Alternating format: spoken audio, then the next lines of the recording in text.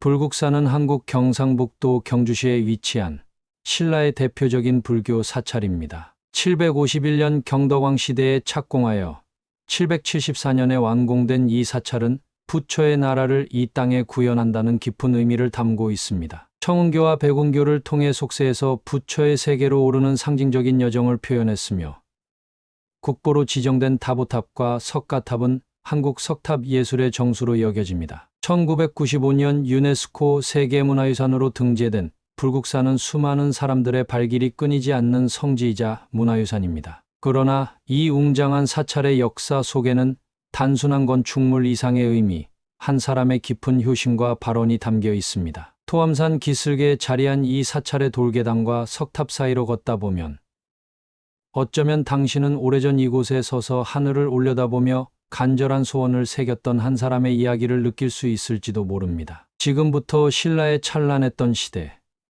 한 사람의 깊은 효심이 만들어낸 불국토의 이야기 속으로 들어가 보겠습니다.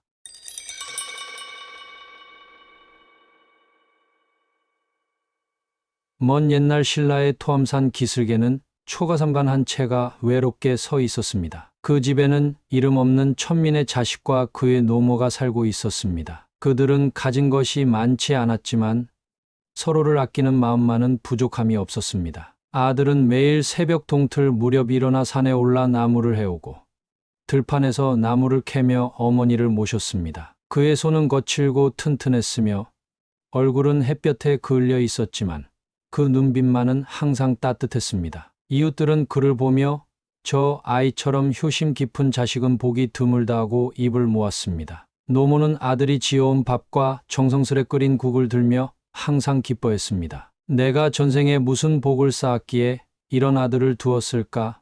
노모는 종종 이렇게 말하며 아들의 머리를 쓰다듬었습니다. 그러던 어느 추운 겨울날, 노모는 갑작스레 병을 얻어 눕게 되었습니다. 아들은 산과 들을 누비며 약초를 찾아다녔습니다. 그는 흰 눈이 내리는 밤에도 토암산 깊은 골짜기를 헤매며 귀한 약초를 찾았고 홀로 죽을 끓이며 어머니의 병간호를 했습니다. 어머니, 이 약초는 산신령님이 알려주신 것입니다. 분명 효험이 있을 것입니다. 아들은 희망을 잃지 않고 매일 같은 말로 어머니를 위로했습니다. 그러나 약초의 효험도 아들의 정성도 세월의 무게를 이길 수는 없었습니다. 봄이 오기 직전 노모는 아들의 손을 꼭 잡으며 마지막 말을 남겼습니다. 내 아들아, 너의 효심이 내 생의 가장 큰 행복이었다. 부디 너의 삶도 행복하기를. 노모가 세상을 떠난 뒤 아들의 슬픔은 깊었습니다. 그러나 더 큰 아픔은 가난하여 어머니를 위한 제대로 된 장례와 불사를 올리지 못한다는 것이었습니다. 그는 마을의 작은 절을 찾아가 스님에게 물었습니다. 스님, 저는 가진 것이 없어 어머니를 위한 불사를 올리지 못합니다. 어머니의 극락왕생을 위해 제가 할 수 있는 일은 무엇입니까? 스님은 잠시 눈을 감고 생각하다가 대답했습니다. 마음이 곧 불국토라. 내 정성이 어머니께 닿을 것이니 저 산등성이의 작은 탑을 쌓고 매일 정성껏 기도하거라. 아들은 스님의 말씀대로 토암산 중턱에 조그마한 돌탑을 쌓았습니다. 그리고 매일 아침 저녁으로 그곳에 올라 어머니의 극락왕생을 빌었습니다. 봄에 꽃비가 내리던 날, 가을에 낙엽이 산을 덮던 날, 겨울에 매서운 바람이 부는 날에도 그는 한 번도 빠짐없이 탑 앞에서 기도했습니다. 세월이 흘러 그의 머리카락은 하얗게 변했지만 어머니를 향한 그의 마음은 변함이 없었습니다. 죽음이 가까워짐을 느낀 어느 날, 그는 마지막 힘을 다해 돌탑 앞에 무릎을 꿇었습니다. 다음 생에는 부귀를 얻어 어머니를 위해 웅장한 불사를 이루겠습니다. 제 진심이 하늘에 닿기를 바랍니다. 그의 간절한 기도는 산을 넘고 구름을 뚫어 하늘에 닿았습니다. 그의 눈에서 흘러내린 눈물방울은 토암산의 바위에 스며들어 훗날 석굴암이 세워질 자리를 적셨고 그의 마지막 순결은 바람을 타고 불국사가 세워질 터전을 쓰다듬었습니다. 그렇게 한 가난한 아들의 효심은 죽음으로 끝나지 않고 거대한 소원이 되어 다음 생을 향해 날아갔습니다. 그의 육신은 흙으로 돌아갔지만 그의 발언은 시간을 초월하여 신라의 하늘에 맴돌았습니다. 세월은 강물처럼 흘러 신라는 더욱 번영하고 있었습니다. 경덕왕의 치세 아래 신라의 문화는 꽃을 피웠고 불교는 더욱 깊이 나라 곳곳에 뿌리내렸습니다. 바로 이때 그 소원은 인연이 되어 다시 이승의 모습을 드러냈습니다. 경주 남산 아래 웅장한 저택에서 첫 울음소리가 울려 퍼졌습니다. 신라의 명문가 김씨 가문의 귀한 아들이 태어난 것입니다. 그 아이의 이름은 김대성이라 지어졌습니다. 태어날 때부터 그의 눈빛은 맑고 깊었으며 어린 나이에도 불구하고 그의 표정에는 어딘가 모를 연륜이 깃들어 있었습니다. 김대성의 아버지는 신라의 고위 관료로 경덕왕의 두터운 신임을 받고 있었습니다. 그의 어머니는 지혜롭고 인자한 여인으로 불법을 깊이 믿었습니다. 김대성은 풍요로운 환경 속에서 성장했지만 그의 마음은 항상 고요했고 검소했습니다. 어린 김대성은 또래 아이들과 달랐습니다. 다른 귀족의 자제들이 말타기와 활쏘기에 열중할 때 그는 종종 집 뒤편의 작은 연못가에 앉아 물에 비친 달을 바라보곤 했습니다. 마치 물속에서 누군가를 찾는 듯한 그의 눈빛은 깊고 서글펐습니다. 대성아, 무엇을 그리 열심히 보고 있느냐? 어느 날 어머니가 물었습니다. 어머니, 제가 왜 이리 가슴이 아픈지 모르겠습니다. 마치 오래전부터 갚아야 할 빚이 있는 것 같은 느낌이 듭니다. 그의 말에 어머니는 놀라움을 감추지 못했습니다. 그녀는 아들을 품에 안고 이야기했습니다. 내가 태어나기 전날 밤, 내 꿈에 한 노인이 나타나 말했단다. 이 아이는 전생의 소원을 이루기 위해 다시 태어났으니 불법의 길로 인도하라고. 그날 이후 김대성은 더욱 불법에 귀하여 경전을 읽고 명상을 했습니다. 그는 10살이 되던 해에 가까운 절을 찾아가 스스로 삭발하고 싶다고 부모에게 말했지만 부모는 그를 만류했습니다. 세속에 머물며 불법을 실천하는 것도 중요한 길이니라. 내가 가진 지위와 부를 이용해 더 많은 중생을 도울 수 있을 것이다. 부모의 말씀에 김대성은 고개를 끄덕였지만 그의 마음속에는 여전히 무언가를 찾는 갈망이 자리 잡고 있었습니다. 그는 항상 연못가에 앉아 작은 돌탑을 쌓으며 속삭이듯 기도했습니다. 전생의 어머니여,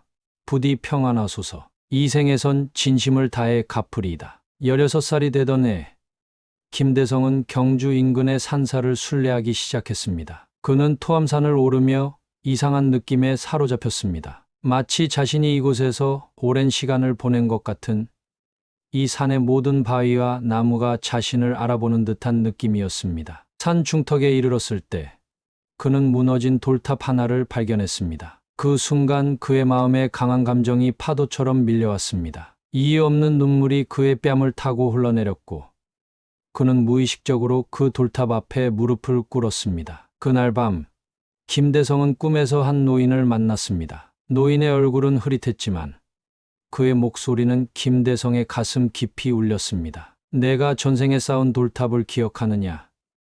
내 소원은 잊혀지지 않았다. 이제 그 약속을 지킬 때가 왔다. 김대성은 꿈에서 깨어나 밤하늘을 바라보았습니다. 그의 눈에는 이제 확신이 빛났고 그의 마음은 목적지를 찾은 듯 평온했습니다. 그는 자신이 이 세상에 다시 태어난 이유를 명확히 깨달았습니다. 20살이 되던 해 김대성은 관직에 올랐습니다. 그는 뛰어난 지혜와 덕망으로 빠르게 승진했지만 그의 마음은 항상 불국토를 향해 있었습니다. 그는 먼 관직의 복록을 모아 작은 절을 짓기 시작했고 자신의 집 뒤편에 작은 불당을 만들어 매일 아침 저녁으로 예불을 드렸습니다. 사람들은 그의 독실한 불심과 깊은 지혜에 감탄했습니다. 김대성은 태어날 때부터 부처님의 가피를 받은 사람이라오. 그의 눈에는 전생의 빛이 담겨 있다지요. 김대성의 나이 30을 넘길 무렵 신라는 경덕왕의 현명한 통치 아래 문화적 전성기를 맞이하고 있었습니다. 불교는 국가의 정신적 지주로 자리 잡았고 화려한 불사들이 전국 곳곳에서 일어났습니다. 이러한 시대적 배경 속에서 김대성의 내면에 자리한 소원은 점점 더 강렬해져 갔습니다. 벼슬길에 오른 김대성은 뛰어난 행정 능력과 청렴한 품성으로 왕의 신임을 얻었습니다. 그러나 그의 마음은 세속의 부귀영화에 머물지 않았습니다. 매일 밤 그는 자신의 처소에서 향을 피우고 전생의 어머니를 위한 기도를 올렸습니다. 그의 기도는 날이 갈수록 더욱 간절해졌고 그의 발언은 점점 더 구체적인 형태를 갖추어 갔습니다. 어느 깊은 가을밤 김대성은 평소와 같이 기도를 마치고 잠에 들었습니다. 그날 밤 꿈에서 그는 금빛 광명에 휩싸인 부처님을 뵈었습니다. 부처님의 얼굴은 자비로 가득했고 그 음성은 맑은 종소리처럼 울려 퍼졌습니다. 마음으로 지은 발언을 잊지 말라. 그 인연을 이제 갚을 때가 되었느니라. 꿈에서 깨어난 김대성의 눈에는 이슬 같은 눈물이 맺혔습니다. 그는 자리에서 일어나 동쪽 하늘이 밝아오는 것을 지켜보았습니다. 아침 햇살이 토암산의 능선을 비추기 시작했을 때 그의 마음속에는 이미 거대한 사찰의 청사진이 그려져 있었습니다. 김대성은 곧바로 왕에게 상소를 올려 사찰 건립의 뜻을 밝혔습니다. 경덕왕은 김대성의 뜻을 크게 가상히 여겨 토암산 남쪽 기슭의 넓은 땅을 하사하고 사찰 건립에 필요한 인력과 물자를 지원하기로 약속했습니다. 불국사 건립은 신라 전체의 대역사가 되었습니다. 왕실의 지원과 김대성 자신의 재산을 모두 투입한 이 불사는 경덕왕 10년인 751년에 시작되었습니다. 전국에서 모인 뛰어난 장인들이 청사진을 바탕으로 터를 다지고 기초를 놓기 시작했습니다. 김대성은 매일같이 공사 현장을 찾아 직접 지휘했습니다. 그는 단순히 웅장한 사찰을 짓는 것이 아니라 이 땅에 부처님의 세계를 구현하고자 했습니다. 석가모니 부처님이 설법하신 영산, 미륵보살이 상주하는 도솔천, 아미타불이 다스리는 극락정토를 이 땅에 옮겨오려는 원대한 꿈이었습니다. 사찰의 이름은 불국사라 지어졌으니 이는 부처님의 나라를 이 땅 위에 옮긴다는 그의 발언을 그대로 담은 것이었습니다. 불국사의 설계는 불교, 우주관을 건축적으로 표현한 것이었습니다. 사찰로 오르는 길에는 총은교와 백운교가 놓였는데 이는 속세에서 부처님의 세계로 올라가는 다리를 상징했습니다. 대웅전은 석가모니 부처님의 영산 설법처를, 금당은 아미타불의 극락정토를 표현했으며 각 정각과 탑은 불교의 심오한 교리를 형상화했습니다. 특히 자문을 지나 만나게 되는 연화교와 칠보교는 연꽃으로 장식되어 극락세계로 가는 길을 의미했습니다. 불국사 건립에는 신라 최고의 장인들이 참여했습니다. 석공들은 하나하나의 돌을 정성껏 다듬어 완벽한 조화를 이루게 했고, 목수들은 가장 좋은 나무로 견고하고 아름다운 정각을 지었습니다. 불상을 만드는 장인들은 금과 동으로 부처님과 보살님의 자비로운 모습을 생생하게 표현했습니다. 김대성은 공사 과정에서 장인들을 존중하고 그들의 의견을 경청했습니다. 그는 종종 장인들과 함께 식사를 하며 그들의 어려움을 듣고 해결책을 모색했습니다. 그의 이러한 태도는 장인들에게 감동을 주었고 그들은 최선을 다해 자신의 기술을 불국사에 바쳤습니다. 불국사의 중심에는 두 개의 탑이 세워졌습니다. 하나는 단아하고 조화로운 석가탑 무형 탑이었고 다른 하나는 화려하고 장식적인 다보탑이었습니다. 이 두 탑은 석가모니 부처님과 다보불이 함께 설법한다는 법화경의 내용을 상징적으로 표현한 것이었습니다. 건립 과정은 순탄치만은 않았습니다. 때로는 자연재해로 인해 공사가 중단되기도 했고 재정적 어려움도 있었습니다. 그러나 김대성의 굳은 의지와 불심은 모든 어려움을 극복하게 했습니다. 그는 자신의 모든 재산을 아낌없이 불사에 바쳤고 필요할 때마다 직접 손을 걷어붙이고 일했습니다. 공사가 한창이던 어느 날 김대성은 불국사 터에서 작은 돌탑 하나를 발견했습니다. 그 순간 그의 마음에는 전생의 기억이 파도처럼 밀려왔습니다. 그는 그 돌탑 앞에 무릎을 꿇고 오랫동안 기도했습니다. 그것은 그가 전생에 어머니를 위해 쌓았던 바로 그 탑이었습니다. 불국사 건립은 23년이라는 긴 세월 동안 계속되었고 마침내 해공왕 10년인 774년에 완공되었습니다. 완성된 불국사는 그 웅장함과 아름다움으로 모든 이들의 찬탄을 받았습니다. 그것은 단순한 건축물이 아니라 김대성의 전생과 현생을 잇는 효심과 발언의 결정체였습니다. 불국사의 웅장한 모습에 많은 이들이 감탄했지만 김대성의 마음속에는 아직 완성되지 않은 소원이 남아 있었습니다. 불국사가 현생의 부모님을 위한 공양처라면 이제 그는 전생의 부모님, 특히 그 가난한 시절 자신을 키워주고 떠나보낸 어머니를 위한 도량을 세워야 했습니다. 김대성은 토암산 정상 부근을 자주 찾았습니다. 그곳에서 그는 명상에 잠기며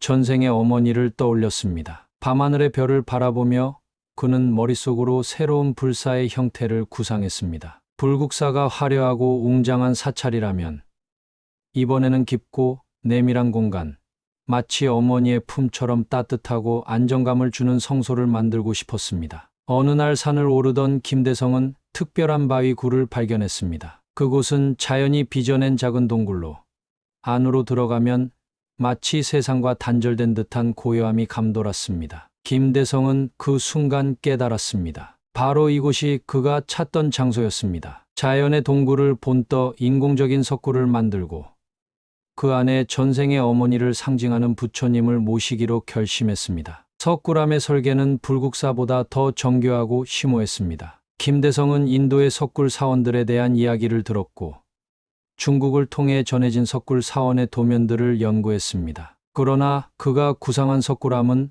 단순한 모방이 아닌 신라만의 독창적인 석굴 사원이 되어야 했습니다. 토암산 정상 부근에 석굴암 건립이 시작되었습니다. 불국사 건립에 참여했던 장인들 중 가장 뛰어난 석공들이 다시 한번 모여들었습니다. 그들은 김대성의 지시에 따라 자연 동굴을 확장하고 다듬기 시작했습니다. 그러나 곧 자연 동굴을 활용하는 것보다 처음부터 인공적인 석굴을 만드는 것이 더 적합하다는 결론에 이르렀습니다. 장인들은 거대한 화강암 돌을 정교하게 다듬어 원형 주실과 그 주변을 감싸는 회랑을 구성했습니다. 모든 돌은 정확히 계산된 각도로 다듬어져 서로를 지탱하는 놀라운 구조를 형성했습니다. 돌과 돌 사이에는 어떠한 접착제도 사용하지 않았지만 그 구조는 완벽한 안정감을 주었습니다. 석굴암의 건축은 불교의 우주관을 표현했습니다. 원형 주실은 깨달음의 세계를, 네모난 전실은 현실 세계를 상징했습니다. 이 두 공간을 잇는 통로는 현실에서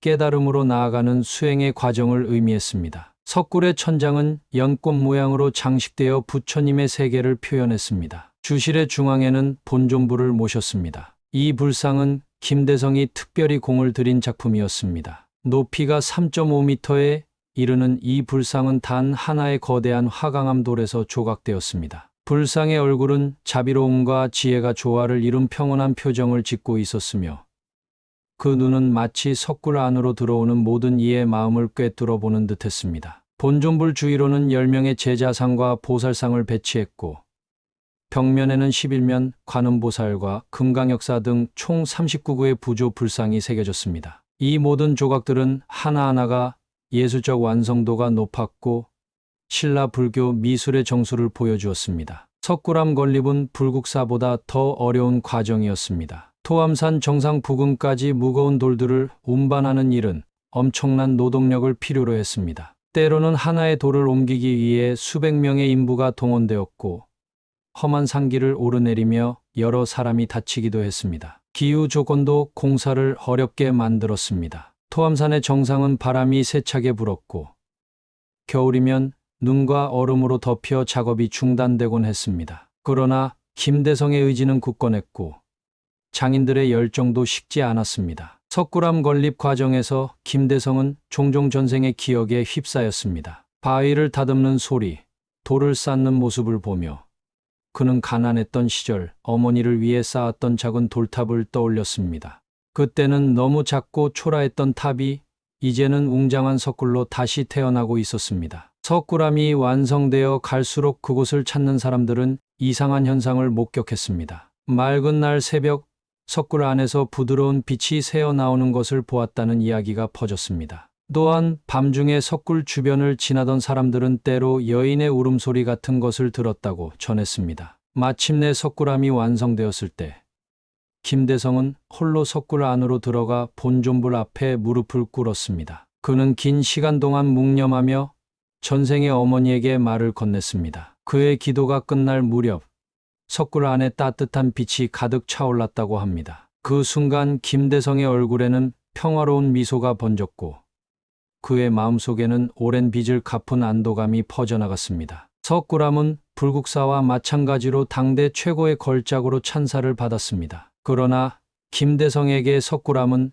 단순한 건축물이나 예술 작품이 아니었습니다. 그것은 전생의 어머니를 향한 사랑과 감사의 표현이었고 가난했던 시절 이루지 못했던 소원의 완성이었습니다. 불국사와 석굴암이 완성된 후 김대성의 명성은 신라 전역에 퍼졌습니다. 그는 단순한 귀족이나 관료가 아닌 신라 불교의 위대한 후원자로 존경받게 되었습니다. 그러나 김대성 자신은 이러한 명성에 담담했고 오히려 두 위대한 불사의 진정한 의미를 사람들에게 알리고자 했습니다. 어느 봄날 왕실의 귀족들과 고위 승려들이 함께 모인 자리에서 한 귀족이 김대성에게 물었습니다. 불국사는 누구를 위한 절인지, 그 깊은 뜻이 무엇인지 궁금하다는 질문이었습니다. 김대성은 잠시 생각에 잠기더니 차분한 목소리로 답했습니다. 불국사는 현생의 부모를 위한 공양초입니다. 그의 대답은 간결했지만 깊은 의미를 담고 있었습니다. 이어서 다른 이가 석굴암에 대해 물었을 때 김대성은 하늘을 잠시 올려다보고 고개를 숙이며 말했습니다. 석굴암은 전생의 부모를 위함이지요. 이 말을 들은 사람들은 처음에는 그 의미를 완전히 이해하지 못했습니다. 그러나 김대성의 이야기가 조금씩 알려지면서 사람들은 그의 깊은 효심과 불사의 참뜻을 깨닫기 시작했습니다. 김대성은 자신의 전생 이야기를 가까운 스님들에게만 들려주었습니다. 가난한 천민으로 태어나 노모를 모시던 시절, 노모가 돌아가신 후 제대로 된 불사를 올리지 못했던 한 맺힌 기억, 그리고 다음 생에는 부귀를 얻어 어머니를 위한 불사를 이루겠다는 서원에 대해 이야기했습니다. 스님들은 이 이야기를 듣고 깊은 감동을 받았습니다. 한 스님은 김대성에게 물었습니다. 왜 하나의 큰 사찰을 짓지 않고 두 개의 서로 다른 성격의 도량을 세웠는지 궁금하다고 했습니다. 김대성의 대답은 그의 깊은 통찰력을 보여주었습니다. 불국사는 이 세상에 자리한 부처님의 나라로 모든 중생이 함께 모여 기도하고 공양하는 곳입니다. 이는 제가 현생에서 받은 부모님의 사랑과 같습니다. 석굴암은 깊은 산속에 숨겨진 비밀스러운 공간으로 오직 정성을 다해 찾아간 이들만이 부처님의 지혜를 마주할 수 있는 곳입니다. 이는 제 전생의 기억 속에 남아있는 어머니의 사랑과 같지요. 김대성의 이야기는 점차 신라 백성들 사이에 전설처럼 퍼져나갔습니다. 사람들은 불국사와 석굴암을 순례하며 김대성의 효심을 생각했고 자신들도 부모에 대한 공경과 감사의 마음을 더욱 깊이 새겼습니다. 특히 석굴암을 찾는 이들은 긴 산길을 오르며 김대성의 마음을 되새겼습니다. 석굴 안에 들어서면 본존불의 평온한 미소와 자비로운 눈빛 속에서 마치 어머니의 품에 안긴 듯한 편안함을 느꼈다고 합니다. 불국사와 석굴암은 단순한 종교적 공간을 넘어 신라인들에게 효심과 불교적 가치관을 전파하는 교육의 장이 되었습니다. 많은 스님들이 이곳에서 수행하며 김대성의 이야기를 전했고 순례자들은 그 이야기를 다시 고향에 가져가 널리 퍼뜨렸습니다. 김대성 자신은 두 불사가 완성된 후에도 계속해서 불전에 정진했습니다. 그는 종종 불국사와 석굴암을 오가며 예불을 드렸고 수리가 필요한 부분을 살폈습니다. 그는 두 도량이 영원히 이어지기를 바라며 많은 농토와 재산을 시주하여 사찰의 유지를 위한 기반을 마련했습니다. 김대성의 순수한 발언은 불국사와 석굴암을 찾는 순례자들의 마음을 정화했습니다. 많은 이들이 이곳에서 기도하며 자신의 부모에 대한 감사와 효심을 다시금 일깨웠고 전생과 현생을 잇는 인연의 소중함을 깨달았습니다. 세월이 흐르면서 사람들은 김대성에게 그의 다음 생에 대한 소망을 물었습니다. 그는 미소를 지으며 대답했습니다. 이 생에서 빚을 모두 갚았으니 다음 생에는 그저 평범한 중생으로 태어나 부처님의 가르침을 따르며 살고 싶습니다. 김대성의 말처럼 그의 삶은 전생의 빚을 갚는 여정이었습니다. 그는 자신의 소원을 이루었고 그 과정에서 신라의 두 개의 위대한 불교 유산을 남겼습니다. 불국사와 석굴암은 1000년이 넘는 세월 동안 수많은 전쟁과 재난을 겪으면서도 여전히 그 자리를 지키고 있으며 김대성의 효심과 발언은 오늘날까지 많은 이들의 가슴에 남아 있습니다. 김대성의 위대한 불사는 신라를 넘어 주변국에까지 그 명성이 알려지게 되었습니다. 당나라와 일본에서 온 승려들과 사신들은 불국사와 석굴암을 순례하고 돌아가 자국의 그 웅장함과 아름다움을 전했습니다. 불국사의 건축 양식과 석굴암의 조각 기법은 동아시아 불교 예술의 새로운 표준이 되었습니다. 백성들은 멀리서도 불국사를 찾아 순례길에 올랐습니다. 그들은 먼 지방에서 며칠, 때로는 몇 주를 걸어 불국사에 도착했습니다. 극락을 꿈꾸는 이들은 아미타불 앞에서 기도했고 지혜를 구하는 이들은 비로자나불 앞에 무릎을 꿇었습니다. 불국사는 신라인들의 신앙생활의 중심지가 되었습니다. 석굴암은 더 깊은 명상과 수행의 장소로 자리 잡았습니다. 토암산 정상 부근에 위치한 석굴암에 오르는 가파른 산길은 그 자체로 수행의 과정이었습니다. 구도자들은 이 길을 오르며 자신의 마음을 정화했고, 석굴 안에 들어서면 본존불 앞에서 고요히 참회와 명상을 했습니다. 특히 동해에서 해가 떠오르는 모습을 바라보며 드리는 새벽 예불은 석굴암만의 특별한 의식이 되었습니다. 불국사와 석굴암에서는 정기적으로 법회와 의식이 열렸습니다. 부처님 오신 날이나 백중우람 분제과 같은 불교 명절에는 많은 사람들이 모여 등을 밝히고 축원을 올렸습니다. 이러한 행사에서 스님들은 종종 김대성의 이야기를 들려주었고, 그의 효심과 발언은 설법의 주제가 되었습니다. 김대성의 두 불사는 신라의 문화와 예술에도 큰 영향을 미쳤습니다. 불국사의 청운교와 백운교, 연화교와 칠보교는 신라 건축의 새로운 이정표가 되었고, 석가탑과 다보탑은 이후 많은 석탑의 모델이 되었습니다. 석굴암의 본존불과 벽면의 부조들은 신라 조각의 정수로 여겨져 많은 장인들이 이를 배우고자 했습니다. 김대성은 불국사와 석굴암의 유지와 보존을 위해 많은 노력을 기울였습니다. 그는 자신의 재산을 시주하여 사찰의 운영 기금을 마련했고, 넓은 농토를 기증하여 스님들과 사찰 종사자들의 생활이 안정되도록 했습니다. 또한 사찰의 보수와 관리를 위한 체계적인 시스템을 구축했습니다. 시간이 흐르면서 김대성의 이름은 점차 사람들의 기억 속에서 흐려져 갔습니다. 그러나 그가 남긴 불국사와 석굴암은 신라의 상징적인 사찰로 굳건히 자리 잡았습니다. 사람들은 이 사찰들을 방문할 때마다 누군가의 깊은 효심과 발언이 이루어낸 기적 같은 결과물임을 느꼈습니다. 불국사와 석굴암은 신라의 국가적 자부심이 되었습니다. 외국 사신들이 신라를 방문할 때면 반드시 이 두 사찰을 안내했고, 이를 통해 신라의 문화적 위상을 높였습니다. 또한 이 사찰들은 신라 불교의 중심지로서 많은 승려들을 배출했고, 불교 학문과 수행의 전통을 발전시켰습니다. 김대성의 영향력은 단지 건축물에만 국한되지 않았습니다. 그의 이야기는 신라 사회의 효심의 중요성을 강조하는 계기가 되었고, 많은 귀족들과 부유한 상인들이 그를 본받아 사찰 건립과 불사에 참여하게 되었습니다. 이로 인해 신라 각지에는 아름다운 사찰들이 더욱 많이 세워졌고, 불교 문화가 더욱 번성하게 되었습니다. 세월이 흐르면서 김대성에 관한 다양한 전설들이 생겨났습니다. 어떤 이야기는 그가 불국사를 건립할 때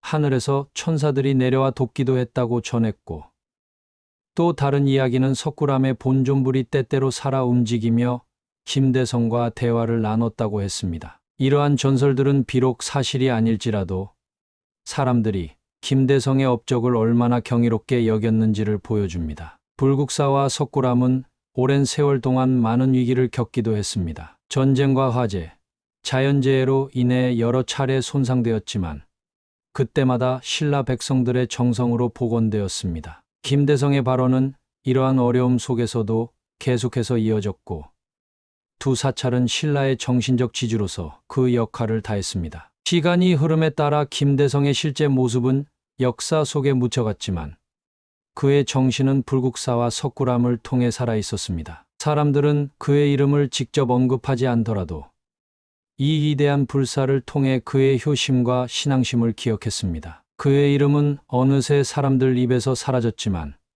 오직 그가 남긴 도량만이 세월을 견디며 그 자리를 지키고 있었습니다. 불국사와 석굴암이 완성된 후 김대성의 삶은 조용한 변화를 맞이했습니다. 그는 점차 세속의 관직에서 물러나 자신만의 평온한 삶을 추구하기 시작했습니다. 화려한 관복 대신 소박한 옷을 즐겨 입었고, 귀족들의 연회보다는 불국사의 여러 정각에서 스님들과 함께하는 시간을 더욱 소중히 여겼습니다. 말년에 김대성은 신라의 수도 경주 외곽에 작은 초가를 짓고 조용히 응거하기 시작했습니다. 그의 집 앞에는 작은 연못이 있었고, 그 주변으로 꽃과 나무를 심어 아름다운 정원을 가꾸었습니다. 그는 이 조용한 공간에서 명상하고 독서하며 평화로운 시간을 보냈습니다. 김대성은 종종 불국사를 찾아 대웅전 뒷마당을 거닐며 연못을 들여다보곤 했습니다. 그 모습을 본 스님들은 그에게 다가가려 했지만 김대성은 항상 손을 들어 제지하고 조용히 혼자만의 시간을 가졌습니다. 그는 연못에 비친 자신의 모습과 하늘의 구름, 날아다니는 새들을 바라보며 깊은 생각에 잠겼습니다. 어느 날 한 젊은 스님이 용기를 내어 김대성에게 물었습니다. 왜 이렇게 거대한 불사를 이루고도 홀로 조용히 지내는지 그 이유가 궁금하다고 했습니다. 김대성은 잠시 연못을 바라보다가 조용히 대답했습니다. 나는 이곳을 지었으나 이 또한 나의 것이 아니니라. 부모를 향한 마음만이 진실한 것이었다. 이 말을 마지막으로 김대성은 더 이상 아무 말도 하지 않았고 젊은 스님은 깊은 깨달음을 얻은 듯 고개를 숙였습니다. 세월이 흐르면서 김대성은 점점 더 세속에서 멀어졌습니다. 그는 자신의 이름과 업적이 사람들 사이에서 회자되는 것을 즐겨하지 않았고 오히려 자신보다는 불국사와 석굴암 자체가 중요하게 여겨지기를 바랐습니다. 그는 종종 순례자들 사이에 섞여 익명으로 사찰을 방문하기도 했습니다. 김대성의 말년에는 특별한 사건이나 화려한 업적 대신 조용한 깨달음의 순간들로 가득했습니다. 그는 자신이 이룬 불사의 진정한 의미를 되새기며 불법의 가르침을 자신의 삶에 더욱 깊이 적용하고자 했습니다. 어느 가을 저녁, 김대성은 불국사의 석가탑 앞에 앉아 있었습니다. 황금빛 석양이 탑을 비추자 그는 문득 깊은 깨달음을 얻었습니다. 모든 것은 무상하며 자신이 이룬 불사도 결국은 시간 속에 녹아들 것이라는 진리를 직관적으로 이해했습니다. 그러나 그 무상함 속에서도 부모에 대한 효심과 중생을 향한 자비심만은 영원히 남을 것이라는 확신도 함께 얻었습니다. 김대성은 자신의 마지막 순간이 다가옴을 느끼면서 토암산에 올라 석굴암에서 마지막 시간을 보내고자 했습니다. 그는 홀로 석굴암으로 향했고 조용히 본존불 앞에 앉아 명상에 잠겼습니다. 그곳에서 그는 전생에 어머니를 위해 쌓았던 작은 돌탑에서부터 시작된 자신의 긴 여정을 되돌아보았습니다. 석굴 안에서 김대성은 평화로운 미소를 지으며 눈을 감았습니다. 그리고 전생의 어머니를 만나는 꿈을 꾸었습니다. 꿈속에서 어머니는 그에게 미소 지으며 말했습니다. 내 효심이 이루어낸 불사는 영원히 중생들에게 빛이 될 것이다. 이 말을 들은 김대성의 얼굴에는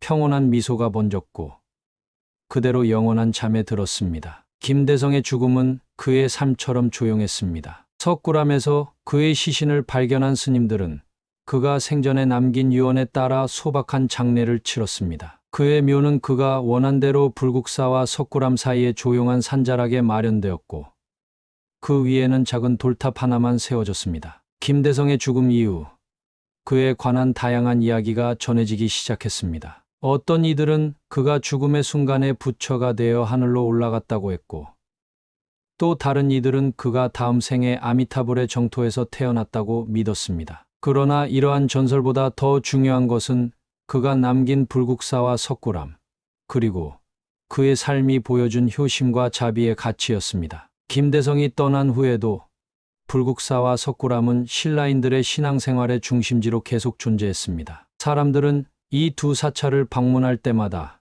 김대성의 깊은 효심과 신앙심을 기억했고 자신들도 그와 같은 마음으로 살아가고자 노력했습니다. 김대성의 삶은 물질적 성취나 권력보다 더 중요한 가치가 있음을 보여주었습니다. 그는 귀족으로 태어나 높은 관직에 올랐지만 결국 그의 진정한 유산은 부모에 대한 효심과 중생을 향한 자비심이었습니다. 이것이 바로 김대성이 무명의 삶 속에서 얻은 가장 큰 깨달음이었습니다. 세월은 흘러 김대성이 떠난 후에도 불국사와 석굴암은 더욱 견고하게 그 자리를 지켰습니다. 신라의 황금기가 저물고 고려와 조선을 거쳐 현대에 이르기까지 두 사찰은 수많은 전쟁과 자연재해, 정치적 변화를 겪으면서도 한국 불교의 상징으로 남아 있었습니다. 시대가 변함에 따라 사람들이 불국사와 석굴암을 찾는 이유도 달라졌습니다. 고려 시대에는 불교가 국교로 자리 잡으면서 이곳은 더욱 중요한 종교적 성지가 되었고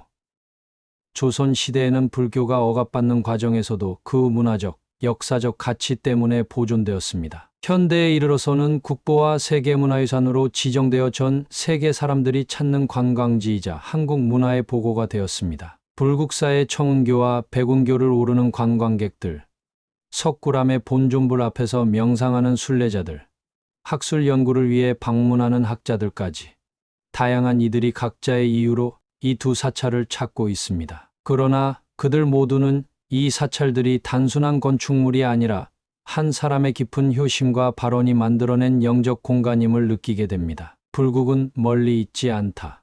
그대 마음속에도 이미 그 터가 있으니 이것이 바로 김대성이 우리에게 남긴 가장 소중한 유산이며 불국사와 석굴암이 1000년이 넘는 세월 동안 전해주고 있는 영원한 메시지입니다. 오늘의 이야기가 좋으셨다면 좋아요와 구독, 알림 설정 해주시면 감사하겠습니다. 부처님의 지혜로운 가르침과 김대성의 깊은 효심이 지금 이 순간 우리 모두의 마음에 닿아 작은 불국토를 이루기를 기원합니다.